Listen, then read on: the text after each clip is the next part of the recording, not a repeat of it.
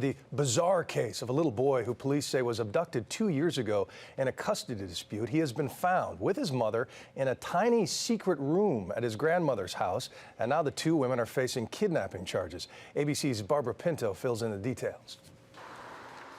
For 2 long years, this house held a secret, a little boy and his mother on the run.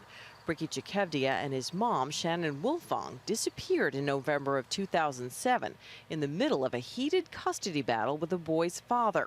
Acting on a tip, police found them Friday, huddling in a secret crawl space inside Wilfong's mother's home. Basically, it was a hidden compartment. You move a panel and inside of a wall. Investigators say this house was riddled with secret hiding places, a hole in the floor, another carved into the wall behind a dresser.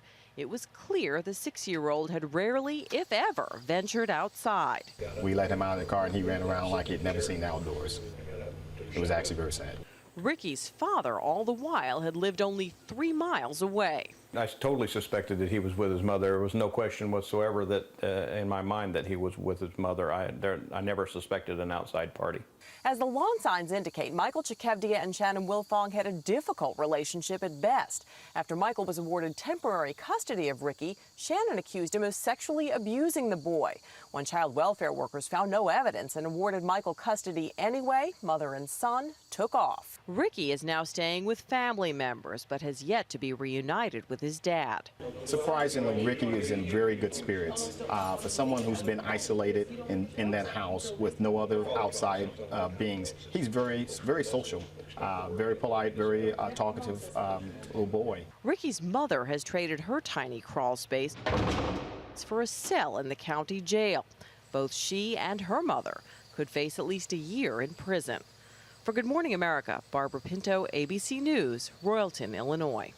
And joining us this morning from Royalton is that boy's father, Lieutenant Colonel Michael Chikevdia. Thanks for being with us.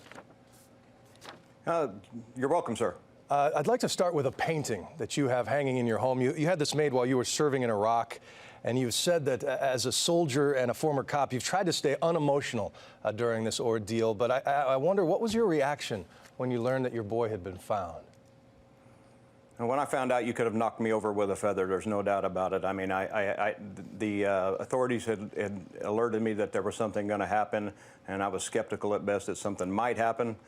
That they might find my son, but when they notified me that they had found him, you could have knocked me over with a feather. Now, the boy's mother has made some really disturbing allegations against you that you molested your son. They've led this campaign around your town, and it's likely now that they're going to claim they took these extreme measures because they were terrified of you. What's your side of that story? You know, my character is sound. I know what I have done, and those allegations are just strictly allegations. I'm not worried about them because my character is sound. I have nothing to worry about those allegations. As they've led that campaign, though, you know, how have you reacted? What has gone through your mind? And what is their motivation, ultimately, for taking your son?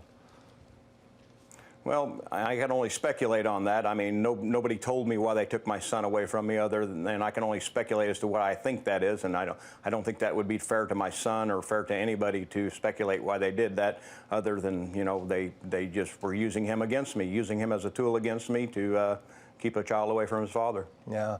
Now, I understand the Department of Family Services has Ricky, and they're evaluating him just to make sure that a reunion with you wouldn't be provide more trauma for him. Did you see him yet? Have you talked to him yet? And I have not talked to him. The Department of Children and Family Services has advised me to stay away. I have seen him at a distance, and he looks well. I mean, he could look better. He's looked better, but he looks well. And he's staying with some very good people, and he's eating, he's sleeping, he's socializing very well. And I'm taking the Department of Children and Family Services advice. I'm letting the system work, and when they tell me that it's time, I'll go. And when it is time, what will you say to them? God only knows what the first words out of my mouth will be. We have to just make sure that everything's right, but it'll just be a big hug, and I've missed you, probably. Who knows?